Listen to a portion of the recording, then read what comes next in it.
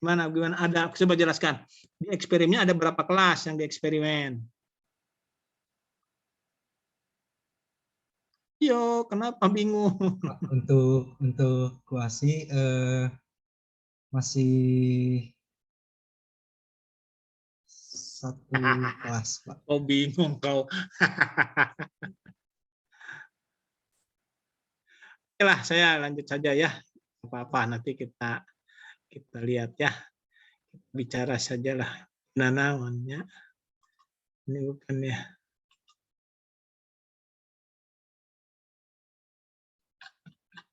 Nah, gitu lah ya. Kita coba bahas ya. Nanti Anda lihat di jurnal atau di apalah, di skripsi atau di tesis, di jurnal juga terjadi persoalan. Jadi, tadi sedikit ulang. Apa itu penelitian eksperimen ya? Jadi eksperimen ya penelitian amat sangat kuantitatif. Penelitian kuantitatif itu ujungnya itu ya eksperimen ya. Cuma sayang kita tidak bisa true eksperimen.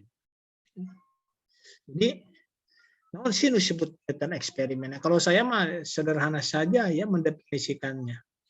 Penelitian yang bertujuan untuk menguji pengaruh.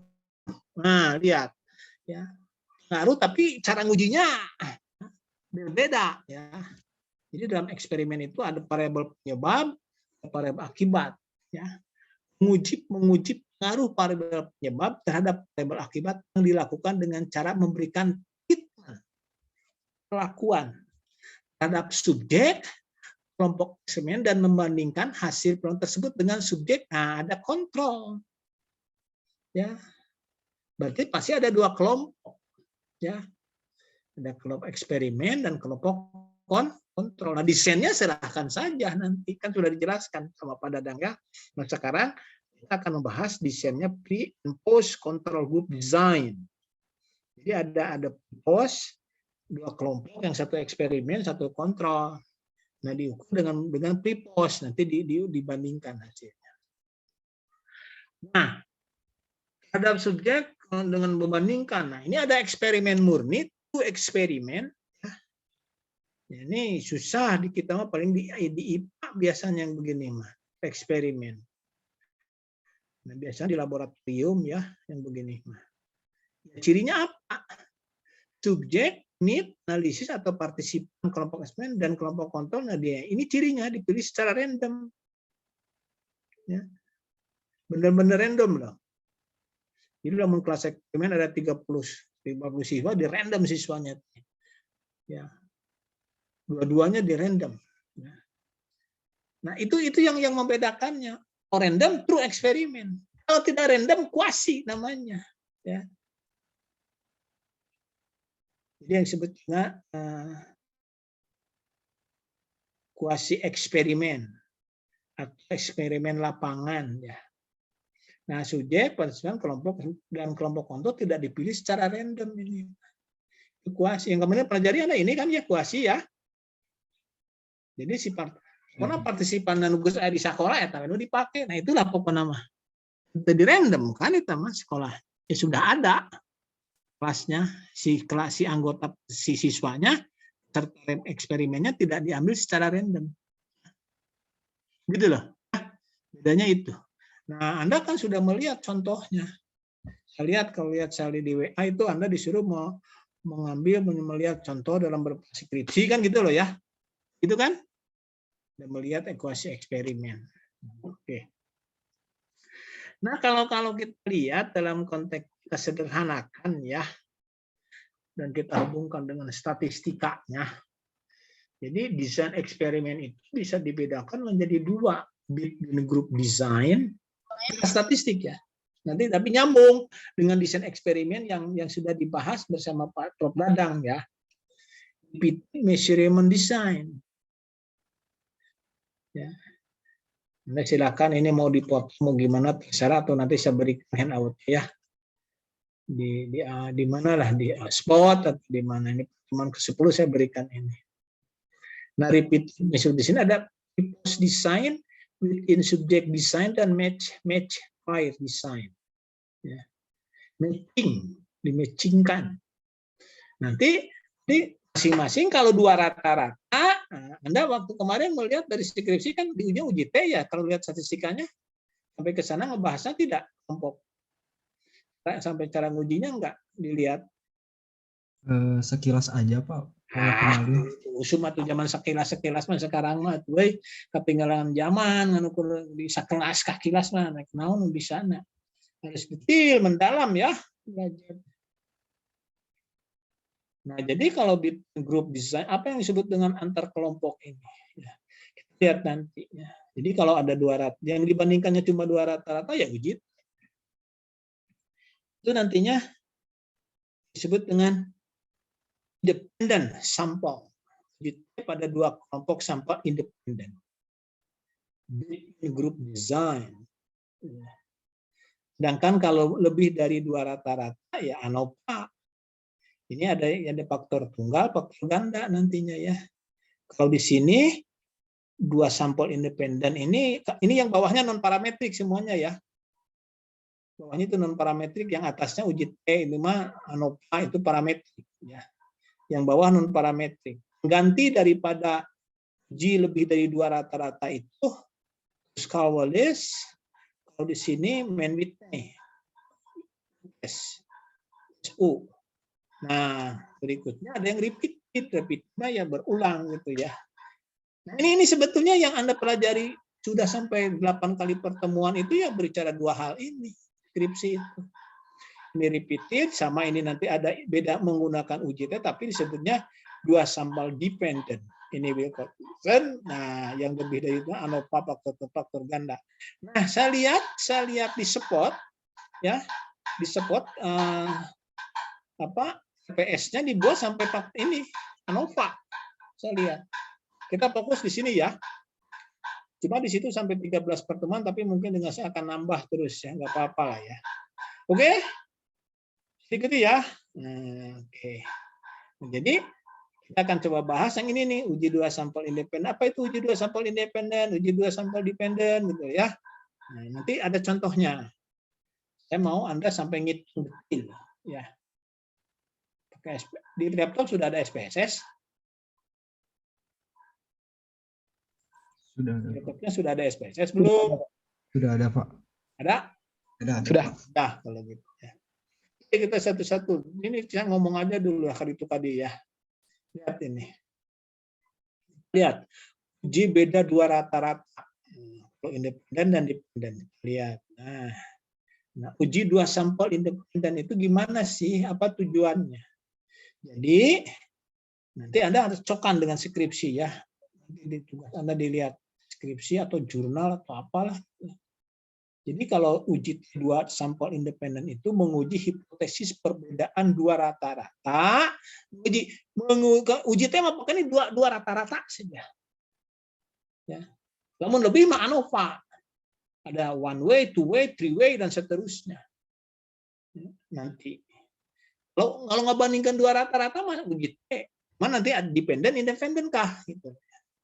Menguji hipotesis perbedaan 2 rata-rata pada 2 kelompok. Nah, bedanya perhatikan, ini garis bawahi. 2 kelompok sampel yang berbeda, berarti ada 2 kelas. Mungkin kelas eksperimen, kelas kontrol. Nah, 2 kelompok sampel yang berbeda kan? Maksudnya begitu. Kelas A, kelas B, kelas A eksperimen, kelas eksperimen dan kelas kontrol gitu. Ya. Oke? Eksperimen benar yang begini mah, kalau tidak menggunakan kontrol mah eksperimenan itu ya. Oke. Nah, 2 kelompok yang berbeda, 1 variabel independen dengan jadi kalau eksperimen itu variabel independennya pasti kategorikal. Makanya eksperimen disebut kategorikal itu begini, misalnya variabel bebasnya metode pelatihan. Variabel bebasnya metode pelatihan. Berapa minimal 2 kata kedua uji tema harus 2 kategori pelatihannya. Ada metode pelatihan A, ada metode pelatihan B. Nah, gitu loh ya. Metode pembelajaran A, metode pembelajaran B, gitu loh. Nah, ini diuji pada 2 kelompok sampel yang berbeda dan 1 variabel dependen. variabel dependen minimal diukur dalam skala interval. Oh, triknya ya. Kalau independen mah kategorikal. Pengukuran itu nominal, itu metode A, metode B, ya. Media A, media B, gitu. Itu maksudnya. Paham? Independennya pasti kategorikal. Sedangkan dependennya harus at least sekurang-kurangnya interval. Kurang-kurangnya hasil belajar itu kan at least interval, ya. Kemampuan berpikir hot, nah itu interval. Metakognitif interval. Pokoknya at least harus interval. Gitu loh, ya. The two independent sample test is a statistical procedure used to compare the mean difference between two independent. Independent grupnya bebas. Jadi pada dua kelompok yang berbeda. Desainnya kayak gini. Perlakuannya, perlakuan A, perlakuan B, variabel independen. Bisa metode, bisa media, atau apa saja. Yang memiliki dua kategori. Perlakuan A, metode A, ini perlakuan B, metode B. Ya, ini diterapkan di kelas A, ini di kelas B. Nanti di proyek kan dihitung rata-ratanya. Ya, variabel dependennya dihitung rata-ratanya, dibandingkan. Nah, bagaimana cara membandingkannya? Digunakanlah uji T. Uji T-nya independen namanya. Disebut independen kenapa? Karena ada dua kelas yang berbeda. Oke? Nah, gitu loh, ya. Nah, asumsinya di sini. Jadi pengadaan sampel bersifat independen. Independennya di antara anggota partisipan itu bebas untuk gini, ngambil A karena A mengikuti harus A ini dulur B, nah gitu ya. Atau harus mengikuti usianya enggak, bebas masalah lain kan tidak saling berkaitan, baik dari segi jenis kelamin atau misalnya dari usia ya. Data variabel dependen berasal dari populasi yang berdistribusi normal. Nah, diujilah dengan menggunakan Kolmogorov-Smirnov test. Kriterianya, nah harus benar-benar dipahami itu ya. Jika PPLU-nya lebih kecil dari 0,4 tidak signifikan, H05 data terdependen berdistribusi. Kalau nilai PPLU-nya signya ini lebih kecil dari 0,05 ya data tidak normal. Ya. Yang kedua, yang ketiga, data dependen kedua kelompok sampel memiliki varian yang sama. Nah, oleh PNPS ini sama juga ya. Harus P-nya harus lebih besar dan kalau hasil tidak signifikan. Harus tidak signifikan hasil. Nah, kalau varian bisa juga menggunakan di varian sama ini menggunakan Hartley, Max, large sample, jadi large varian yang lebih besar dibagi yang lebih kecil, itu harus lebih kecil dari 2. Cara lain, kita kan nanti praktek ini ya, supaya Anda baca skripsi atau jurnal ngerti. Nah ini banyak yang begini istilah-istilah. Oke, bisa diikuti? Oke. Nah hipotesisnya. Nah, kan belajar sama tadi hipotesisnya nih. Jadi hipotesisnya mana? Hipotesis penelitian dirumuskan, karena Anda sudah belajar ya sama Pak Dadang itu di skripsi. Bagaimana hipotesis penelitiannya? Misalnya ada perbedaan nilai rata kelompok eksperimen dibandingkan dengan nilai rata kelompok kontrol. Nah, nanti dirumuskan hipotesis statistiknya seperti ini. Tidak ada perbedaan nilai rata-rata. Sedangkan alternatifnya ada perbedaan atau itu uji 2 arah. Kalau uji 1 arah, nilai rata kelompok eksperimen lebih tinggi dibandingkan dengan nilai rata kelompok kontrol. Itu namanya uji 1 arah. Gitu ya. Karena kan sudah belajar sasika inferensial ya, harusnya sudah ngerti itu. 1 arah 2 arah ya. Kalau hanya menyebutkan ada perbedaan, nah itu uji 2 arah. Kalau disebutkan arah perbedaannya lebih besar, lebih tinggi, nah itu uji 1 arah. Powerful yang mana? Ya yang 1 arah. Ya, powerfulnya. Bisa dipahami? Nah, ini sekarang Anda sudah lihat kemarin dibahas ya, dilihat hipotesisnya bagaimana gitu. Ya. Kenapa Anda bisa mengatakan metode A lebih rata-rata yang belajar dengan metode A lebih tinggi dari metode B, nah itu mah teori. Ya, dia misalnya metode B itu adalah ceramah dibandingkan dengan PBL misalnya kan, bahwa PBL itu lebih efektif dibandingkan dengan ini misalnya gitu. Oke, bisa dipahami? Nah ini statik ujinya. Karena kalau totalnya heula ya namanya, cuma diaplikasikan. Ini mas kemarin umum aja dulu ya. Ini statik uji T-nya. Jadi dihitunglah T sampel, T itu dihitung dengan rumus sampel mean difference dibagi estimatif standar error. Nah ini kalau, nah ini diterjemahkan lebih jelas di sini ya. Asumsi kesamaan varian tidak terpenuhi. Jadi kalau misalnya homogenitas tidak terpenuhi ya tidak jadi persoalan. Probas ya hasilnya. Powerful ya. Kecuali yang tidak normal tidak bisa dilanggar.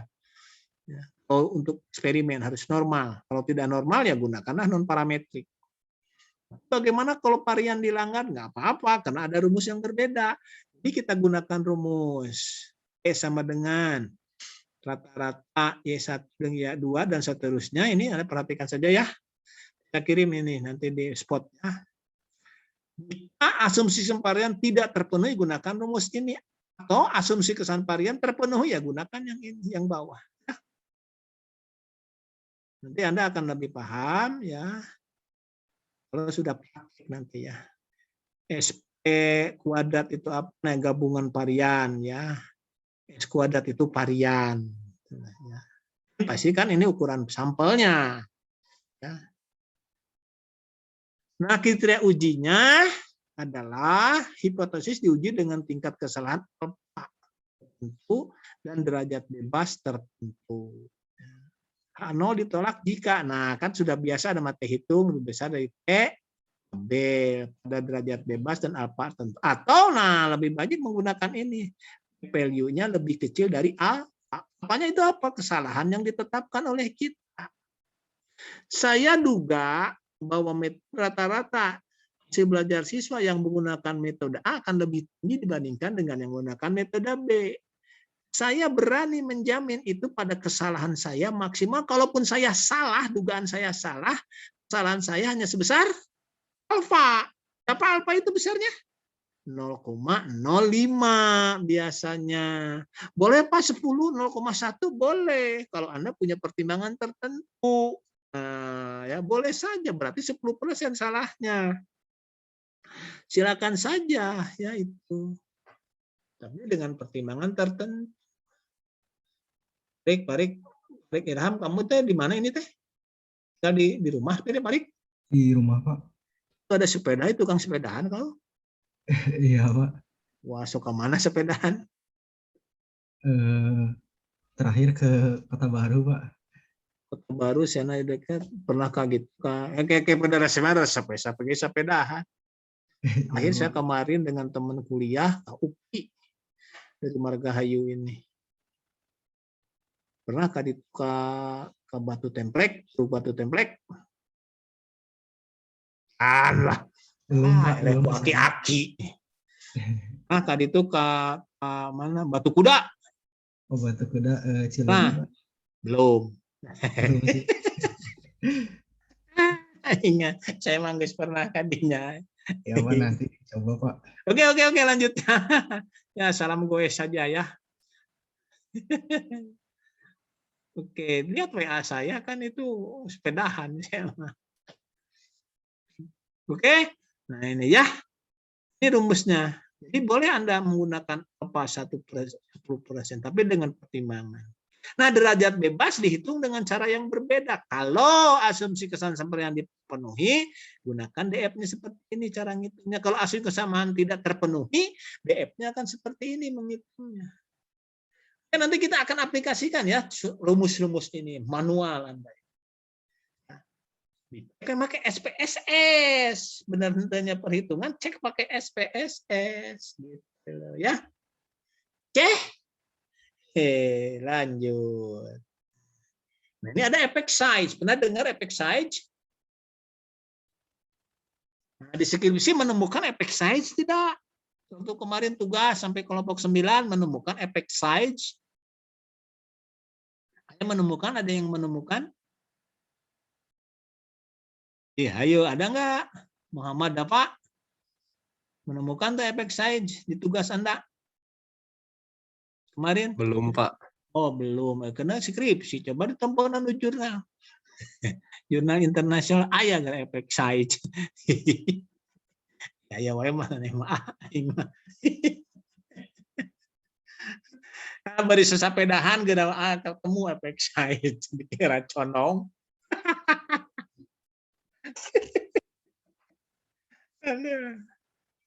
Oke, jadi tujuan eksperimen itu menguji pengaruh efek variabel independen perlakuan terhadap variabel dependen dan dengan menguji perbedaan. Jadi semakin tinggi perbedaan rata-rata yang dihasilkan, itu semakin kuat efek yang ditimbulkan dari perlakuan. Itu maksudnya. Istilah itu efek. Ya, efek itu ya kalau diterjemah nanti mah pengaruh.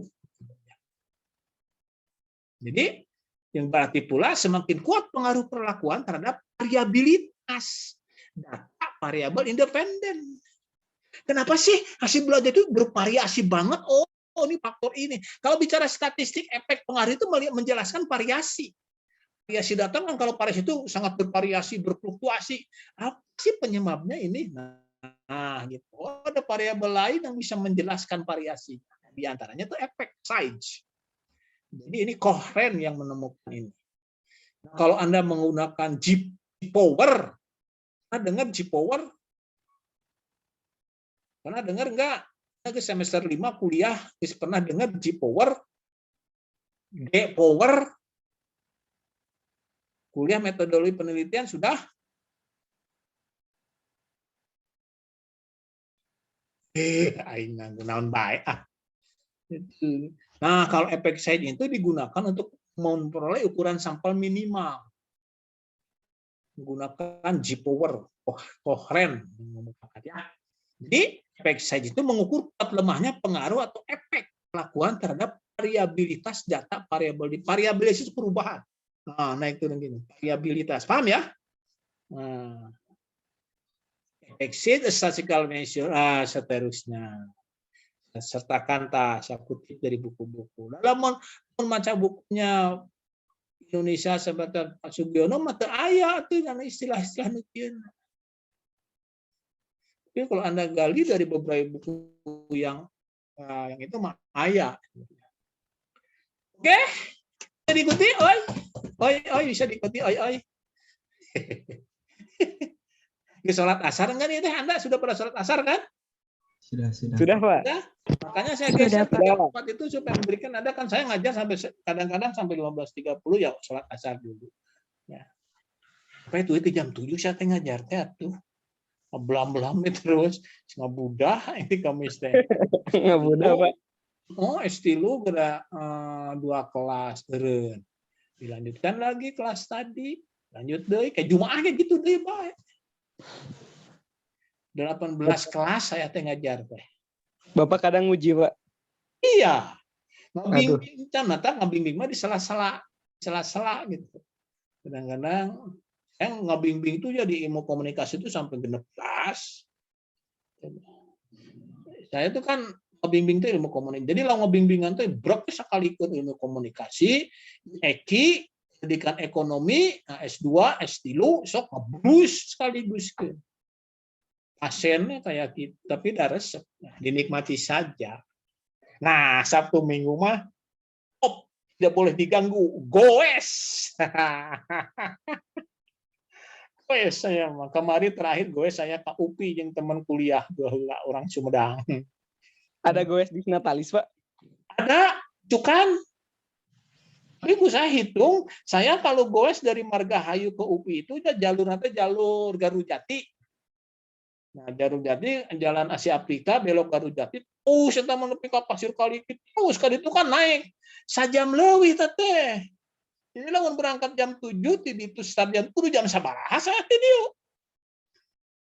Males jika akhir nanti juga isuk mau ikut enggak, saya nggak tahu. Pak Ika goesnya hebat, kuat. Pak Ika. Luar biasa itu. Kemarin kata Hura jeung Pak Ika, saya mah eureun sekali Pak Ika pada teu eureun. Wah, Luar biasa Pak Ika, jempol pisan Pak Ika lah. Ayo mahasiswa kapan goes jeung saya lah. Boleh, Pak. Itu, Pak. Ayo yang suka goes nyen grup goes. Pak. Gas, Pak, gas. Keren, Pak, keren. Ayo. Ayo, sama mahasiswa juga boleh. Goes saya mah. Di Iya, goesnya Pak. goes rekreasi. Iya, Pak. Iya, pulang-pulang nyate saya mah gitu. Kalori dibakar 1.000. Langsung diisi Bakar lagi ya, Pak. 1.000, datangnya 2.000 kalori. Kalorinya. Tapi yang nggak banyak, yang penting mah happy, tidak ada yang ingin dibuktikan. Gini makan hanya Iya, ingin sehat saja, jeung hiburan. Surplus kalori. Iya, hiburan lah. Kemarin terakhir jeung Pak Ika, hebat Pak Ika betul, fisiknya wah luar biasa. Jeung Pak Ika saya kalau kata Hura dari sini teh jalur teh ke Kiara Condong, flyover Kiara Condong, Jakarta, naik DG flyover Kiara Condong, Supratman terus sampai ke Gedung Sate, Sibu terus belok ke Komsel belok kanan, baru kan jalur Dago. Terus eta kata Hura gitu. Kalau sekarang sering macet, Pak, Tahura. Iya, makanya pagi-pagi sama 6:30 sudah berangkat ke sana. Iya, Pak. Hari pulang nama kan kita mau mudun ya, pulang nama gitu Atau paling enak. pakan. Nah, lah geus nyaritakeun sapeda mau Iya, beres-beres. Pak. Mohon maaf, Pak. Jadi kena efek side. Oke, ya, bisa dipahami ini bisa? Mana-mana teman yang lain bisa ya? Oke. Nah, bagaimana ngitung efek side? Ya, aku saya diberikan rumus-rumusnya. Jadi efek side ada Cohen D, ada eta square, ada omega square. Nah, rumus namanya tinggal we polototannya. Ditetapkan ke ya. Jadi anak ulah eleh ku mahasiswa psikologi. Nah, ngerti saja efek side naon geus diajarkan ku Pak Kusnendi. Nah, gitu ya. Ulah bengong wae ngobrol jeung mahasiswa sejen ada mamol batu marame ada mamaloh udah teu ngarti ngerakeun. Isin gitu mah ngisinkeun. Iya, Pak. Bisa nimrung. Aing. Repot gitu mah. Anggon Pahrul Dena Taparik. Anggon ngobrol jeung mahasiswa ayeuna makan matak aing Sinta menilai eta Salma ya. Menilai mahasiswa mah ulah ku gayana eta menang bapakna. Tapi ngobrolna teh eusian teu. Gitu tah. Ngobrolna teh urang misalnya Anda nu kitu mah ngobrol kitu aing geus ngarti. Tapi lamun ngobrolna aduh aing bingung eta sa ngobrolna tah nu kitu di deket apanya. Berarti dia banyak baca. Ya. Oke ya, bisa dipahami ya. Anggi ngerti Anggi? Anggi paham ini? Ya, Pak. Nah, gitu ya. Baca ya, mantap ya. Semangat. Oke, ini efek side ya. Terus, nah, ini kategorinya. Engke efek side kumaha nafsirna? Ada kategorinya. Lalu nanti efek side de Cohen kurang dari 0,2 atau kita kurang dari 0 sampai ini atau omega itu small. Rendah efeknya. Kecil. Lamun 0,2 sampai 0,8 itu medium. Kalau di atas 0,8 atau 0,25 itu large, kuat, besar, kuat. Gitu. Ya. Begitu. Kalau kemarin ada waktu mengenal skripsi ada yang sampai ada yang mengeluarkan efek side tidak? Ya. Tidak menemukan, Pak. Tidak ya, lakin baik lah. Dihindari itu mah pakainya yang ngebuat skripsinya. Hah? Dihindari sama yang buat skripsinya katanya, Pak. Tahu lagi. Dihindari, dan tinggal mengikuti saja. Angka geus aya tinggal dihitung. Biasanya orang-orang UGM, orang psikologi ya marake ya, atau mungkin juga tidak tahu ya, makanya saya kasih tahu Anda ya. Oke, kita lanjut. Nah, lantas sampai nantinya dibuatlah estimasi interval perbedaan rata-ratanya sampai berapa ini. Nah, asumsi statistik kadang-kadang diperlukan ke dalam rangka ini. Estimasi interval semakin pendek kan semakin akurat. Kalau estimasi intervalnya longgar, Nah, jelek. Misalnya gini, saya taksir rata-rata IPK mahasiswa UPI berkisar antara 1 sampai 4. Benar tuh ya, tak? Kita baca kudu riset begitu mah. Nah, itu juga itu yang masuk Islam jeleknya. Saya bisa atau sama, tapi saya taksir mereka rata-rata masih berkisar antara 3,72 sampai 3,85. Ah, itu baru. Ya, akurat kan? Kita mau hari hiji. Nah, itu. Nah, kadang-kadang bukan kadang-kadang dibutuhkan terpenuhi asumsi itu dalam rangka itu. Nah, seperti Anda kalau Anda penelitian ekonomi ya, makro mikro menggunakan ekonometrika. Ekonometrika itu estimasi. Di dalam ekonometrika tidak ada besarnya pengaruh. Pengaruh apa? Padahal tidak ada ekonometrika. Ekonometrika mah tujuannya tuh prediksi untuk kebijakan. Data rasio. Kalau data internal mah jangan pakai ekonometrika. Ngaco nantinya. Makanya harus data rasio. Prediksi begini maksudnya. Untuk mengurangi pengangguran 2%, berapa investasi dibutuhkan? Nah, itu kan prediksi. Nah, itu memerlukan asumsi statistik yang terpenuhi supaya prediksinya benar. Ulah jika tadi prediksinya rata-rata 1 sampai 4, ngaco kan gitu mah. Gitu loh ya. Nah, benar yang begitu. Paham ya? Sampai dihitung nanti perbedaan. Nah, saya taksir perbedaannya berkisar ini sampai sini. Menemukan tidak? Oke, di deskripsi. Aya nu kieu teh. Enggak ada, tenan naon diajar ya. Oke, lanjut. Nah, bagaimana tidak normal data saya? Ada pilihan lain. Bitnet, tes ya. Oke lah. Ini uji beda rata-ratanya. Ini mah lebih mudah ya. Begini rumus-rumusnya. S itu efek size, ngitungnya seperti ini. Nah, nanti di efek size itu dalam ini kan non parametrik yang ini mah ya.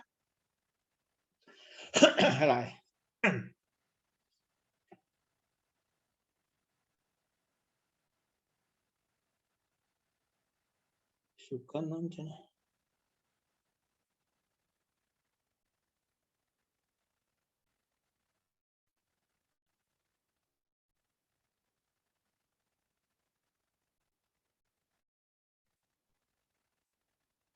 Buku 7 goesna mau bisa buku 7 mah.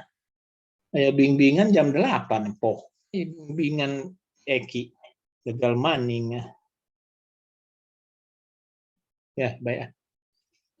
Jeung si jeung tarik lah wes bersama ya. Jeung si Mendapa tapi orang Bandung. Oke, ini pakai Manwitnya ya. Ini non parametrik. Nah, ini efek size-nya. Jadi dalam parametrik efek size didefinisikan sebagai the degree of asosiasi group. Berkisar di sini. Oke. Nah, ini independen sekarang. Itu tadi mah independen, sekarang dependen. Ada pertanyaan dulu, capek ngeblam-blam. Ada pertanyaan? Sampai jam 5 kuliahnya siap-siap maghrib ya. Ilmu dunia ulah ngagung kana urusan akhirat. Sepakat, Pak. Iya betul, sepakat. Iya, ilmu dunia jadi anak jangan takut salah nu kana dieu mah ya. Ngaranna ge diajar benerkeun we mau salah ieu jadi dosa. Dosa teh lamun Anda ngabohong dina data. Nah, kalau itu bisa ngitung mah teu naon. Babari nu ke mah anggot geus aya alat abuskeun ka aya datana ka SPSS, lagu cancel naon hesena. Nu hese nanti hanya tinggal orang teh naon itu maksudnya eta bu. Jadi lamun Anda maca skripsi tadi kemarin ya tugas dibaca kon kita ngerti saya teh naon. Nah, dicari sampai Anda ngerti. Oh, nu kieu mah teu babari. Tah kudu mimika kitu. Maca skripsi nu kieu mah enteng. Nah, sarua jeung maca buku karena baca. Anda suka maca buku, ih hese euy buku ieu mah gitu kan? Begitu. Nah, sampai usahakan Anda itu sering membaca, sampai membaca buku teh, buku mah juga novel ieu mah, babari, nah anu lebih hese kan gitu. Grade Anda naik loh. Tidak sadar Anda grade Anda naik. Naik grade ke tingkat berikutnya. Ya begitu. Jadi kalau Anda membaca skripsi ITB, teknik industri, ente ngarti. Jangan ente ngarti naon. Naon yang apa ini? Balik deui kadinya baca di ngarti. Ini teh maksudnya teh ini, gini. Harus sampai begitu. Jangan sampai Anda baca teu ngarti diantep. Tinggalin. Nah, maksudnya Prof Dadang kemarin juga begitu. Nyuruh nalah skripsi teh. Skripsi eksperimen di barudak SCG UPMA lewat dari di Indonesia aja nah. Saya ingin tahu yang di lain di perguruan tinggi lain, nah baru oke. Kita paham Riki, kamu dari mana ini kau? Riki, kamu dari mana? Hah? Eta di mana kamu teh? Eta di mana eta? Di Kopma, Pak. Kopma. Iya. Kita juga ngobrol dengan saha di Kopma ya, tahu UPI? Gimana, Pak? Di UPI? Iya, Pak, di UPI. Waduh, kade Kopma. Masuk eksperimen tadi Kopma. Nah, eksperimen nama. Nah, perbedaan anu dengan anu gitu di Kopma ulah di sekolah wae itu itunya penelitian lapangan itu maksudnya begitu. Ya, jadi beda kalau laboratorium suasananya dikondisikan oleh kita, tapi kalau lapangan itu kondisinya sudah ada. Misalnya, saya ingin menguji tentang niat-niat besarnya tabungan bank, gitu. Yang satu bank memberikan diskon, yang ini tidak memberikan iming-iming. Nah, itu eksperimen lapangan yang begitu. Ya. Kondisinya kan sudah ada bank. Yang ini mah memberikan iming-iming hadiah, nu ieu mah teu iming cikik pengaruhnya terhadap perilaku nabung kumaha ya. Nah, itu eksperimen lapangan namanya ya. Sama saja dengan eksperimen di kelas gitu loh ya. Sama saja. Oke, bisa dipahami? Nah, sekarang yang dependen. Kalau dependen kan ketergantungan. Gitu lah. Uji T2 sampel dependen disebut juga dengan dependency test, relative sample test, air test, repeated measurement test. Istilahnya beda-beda. Buku teh ya. Tapi intinya mah sarua ya. Uji 2 sampel dependen adalah prosedur statistika yang digunakan untuk menguji perbedaan dua rata-rata pada satu kelompok sampel yang sama. Ada satu kelompok. Berarti ini mah hanya ada satu kelompok yang ditelitinya. Kalau independen tadi 2 kelompok, kalau ini 1. Yang perbedaan rata-rata. Kenapa ada perbedaan rata-rata kok kelompoknya cuma 1? Nah, begini, ada 2 kemungkinan. Pertama, dilakukan 2 kali pengukuran. Misalnya begini. Di kelas A akan diterapkan metode pelajaran PBL. Sebelumnya diukur, setelah diberi metode diukur lagi. Nah, itu dependent. Ini disebut dengan test and post test design. Ya. Atau dikenakan 2 kali perlakuan. Di kelas itu metode A diajar dengan berikutnya metode B. Nah, itu 2 kali perlakuan disebut dengan within subject design. Menemukan di skripsi yang kemarin tugas kelompok hiji NPK 9 karena dia belum. Nah, nggak apa-apa. Yang ketiga dilakukan pemilihan berpasangan antara subjek. Kumaha yang begini? Nah, nanti kita jelaskan ya. Jadi dependen namanya. Nah, ini desainnya. Subjek kelas A misalnya ini ya di pretest dulu. Tes itu kan variabel dependen kan? Dilakukan penelitian, SDI bandingkan. Nah, ini yang disebut post test design. sebelum dan setelah. Ya. Jadi peneliti mengukur variabel dependen dilakukan 2 kali. Kelompok lama hiji eta. Ya. Sebelum dan sesudah perlakuan. Nah, berikutnya ada yang disebut dengan within. Nah, ini perlakuan. Pas nama hiji. Tapi pertama diberi perlakuan A, beres itu ukur. Kemudian diberi perlakuan B, ukur lagi, dibandingkan. Metode mana yang paling efektif dipakai pada kelas itu? Nah, gitu ya. Kan? Ini sebut within subject design. Izin bertanya, Pak. Oke. Iya, kan kalau misalkan di sini kita ada satu subjek ya, ada partisipannya. Nah, misal dengan materi yang sama tentang koperasi diberikan perlakuan A dan ada hasilnya, lalu diberikan perlakuan yang B, bukankah pemahaman siswa sudah meningkat? Jangan diambil yang sama materinya, Bager. Tidak mungkin logikanya juga kan. Tapi untuk kalau begitu jangan pakai desain within subject design kalau gitu. Untuk mengukur bobot materinya setara kesulitannya jangan ngambil yang begini atuh desainnya. Jangan begitu atuh ngambilnya. Yang bisa dipakai di model ini apa, Pak? Harus beda jelas materinya. Gitu loh. Iya, siap. Pakai logika saja ini mah. Jadi jangan pakai yang begini ya tuh. Pakai aja yang tadi enpose 2 kelompok. Pak. Iya Pak, pakai yang 2 kelompok dengan itu. eksperimen dan kontrol. Ya. Oke. Misalnya begini nih, di lapangan bulan ayeuna di bank eta keneh ya, diberikanlah tidak diberikan apa-apa tabung itu. Bulan berikutnya diberilah iming-iming. Nah, begitu. Bisa dipahami? Bisa.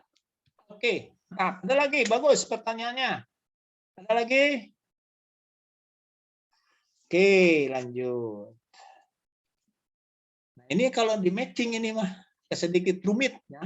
Ini mah. Jadi misalnya begini ya. Anda mencoba menguji ya efek satu metode, tapi hasil belajar bisa tidak hanya oleh metode, apalagi ini kan tidak random.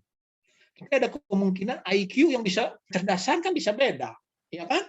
IQ-nya beda, orang ber-IQ tinggi yang bisa lebih cepat memahami kan, sehingga bias melihat efek dari metode ini, maka di-matchingkan. Artinya dibuatlah matching. Nu IQ sarua gitu di kelompok nu beda. Nah, kelompok yang IQ-nya sekian sampai sekian ini nah itu di matching seperti itulah kira-kira. Jadi pasangan subjek nantinya ya. Dibandingkan. Itulah. Kita belajar yang begini ya. Kan belajar sampai ginilah, sampai ANOPA ya, ANOPA way kita belajar mudah-mudahan sampai. Oke? Nah, matching dan seterusnya ini ya. Nah, asumsinya seperti ini. Populasi di parent score normal ya. Nah, dikatakan nih, perhatikan nih. Kata siapa? Kaperternya Walno. Jadi kalau sampel diambil lebih dari 30 itu asumsinya bisa terpenuhi gitu loh ya. Dengan teorema dari statistik asal random cenderung normal. Jadi kalau diambil lebih dari 30 minimal, makanya batas non parametrik dan non parametrik itu saya katakan kalau datanya kurang dari 30 enggak non parametrik, kalau di atas 30 dengan sampelnya random mendekati normal. Oke? Nah, ini hipotesisnya sama nih hipotesisnya ya. Sama saja seperti tadi ya, perbedaan-perbedaan begitu. Ada lagi apa?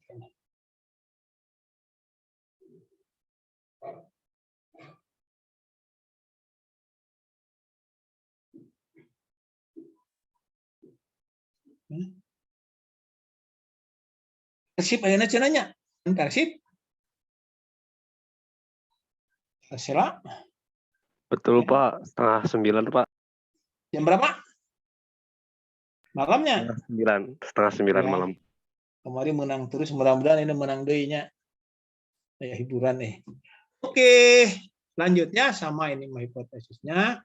Nah, statistik ujinya ini lebih ringan ya. Rumusnya setting sama dengan dan seterusnya. Ini kriteria ujinya sama dengan yang tadi aja ya. Statistik ujinya sama. Jadi kita lebih jangan hitung tabel ya, tapi kita gunakan p-value ini. Lebih sederhana ini.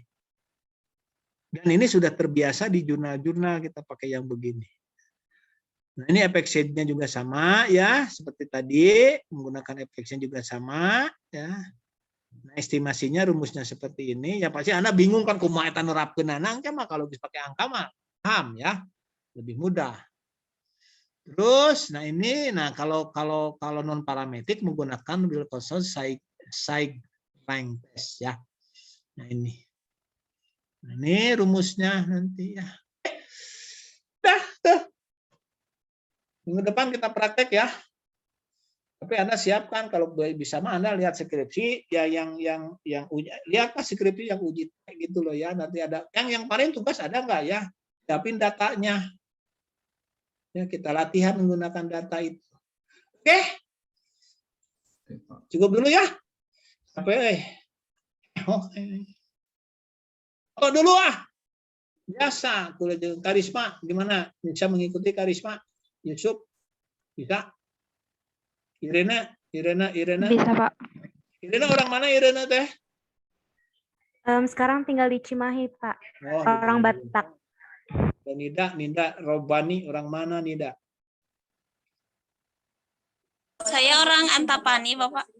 Tadi dinya Antapani masuk kelewatan ada goes lah. Nah, oke lah, saya senang sekali bisa bertemu dengan Anda ya. Jadi rasanya muda lagi saya. Oke, foto dulu, Farid. Mantap. Foto. Boleh, Pak. Slide pertama dulu ya. Foto dulu, ayo semangat. 1, 2, 3. Slide 2. Nah, oke ya. Anda sudah semester 5, siap-siap dari sekarang ya, Fitriana, Rizkia ya, siap-siap untuk skripsi. Coba Marik atau siapa saja ya. Saya ini apa ya? Contoh yang baik ini. Saya mengajar di IEK. Ada mahasiswa namanya Mumu. Orang Singaparna kalau tidak salah ya. Dia tuh sering nanya ke saya waktu kuliah. Skripsinya dia pakai PLSM. Memang bukan saya yang membimbing, tapi dia nanya terus. Prediksi nih orang, terus saya motivasi dia. Sampai kasih juga skripsinya. Kan begini, dosen itu akan memberikan bimbingan itu beda-beda loh ke mahasiswa. Kalau saya, kalau misalnya saya melihat Mida atau Ayu, tensinya wah bagus nih. Digenyot itu, betul-betul maksimalkan kemampuannya. Tapi kalau ada yang mahasiswa yang rehe, males, saya naweta. Dan dipaksakan dia lain bisa ngadon ripuh, akhirnya gila skripsinya. Tapi ketika melihat mahasiswa yang agresif, rajin, wah digenyot itu. Saya temukan tuh di masing-masing prodi ada itu ya. Mari di komunikasi. Itu sampai dia menerapkan out saya itu rasanya dibaca betul sama dia. Tentang moderating ya, moderator. Nah, itu yang itu begitu lulus, dia baik orangnya kata saya mau terus kamu saya kasih motivasi baik ke orang tua. Sekarang sudah mau lulus dari Turki, mau balik ke Indonesia. Dapat beasiswa dari pemerintah Turki. Dia mendalami ilmu ekonomi Islam. Nah, coba sekarang Anda mari bermimpi dulu ya, ingin kuliah di Sorbonne di mana? Ya, hayo. Ya. Kuliah Anda ambil S2 di mana? Jangan di Indonesia ya. Itu bisa. Sekarang mah peluangnya banyak. Yang saya iri kadang-kadang ke mahasiswa sekarang ya. Begitu banyak peluang, berlimpah sekali. Nah, Anda mau tidak? Itu saja. Mau tidak? Nah, semangat ya. Saya doakan kalian dari kelas ini ada yang ngambil S2 di mana? Di Inggris, di Australia, atau di mana? Usiamu sekarang berapa? Usiamu sekarang? Usiamu berapa sekarang? Rata-rata berapa 21. usia? Hah? 21. 28. Saya ingin dengar kelas ini ada yang PhD. Amin. Kalau saya dengar. Amin, Pak. Amin dong. Amin ya. Amin ya Allah ya Allah. Amin. Mungkin dosen itu senang, dosen itu wah kalau dengar mahasiswanya bisa maju seperti itu. Irena Asima Tobing, PhD, wah keren kan Muhammad Dafi Gifari, PhD, bukan doktor tapi PhD, wah hebat. 28 balik ke Indonesia, Anda ngajar di mana, di UGM, di UI atau balik di KUP, wah kan keren. Cukup hari ini sekian ya, semoga kita diberikan kesehatan, keselamatan, kemudahan. Amin. Apa yang kita kerjakan menjadi amal ibadah. Terima kasih. Wassalamualaikum warahmatullahi wabarakatuh. Salam. Waalaikumsalam warahmatullahi wabarakatuh. Terima kasih Bapak. Sehat-sehat. Waalaikumsalam warahmatullahi wabarakatuh.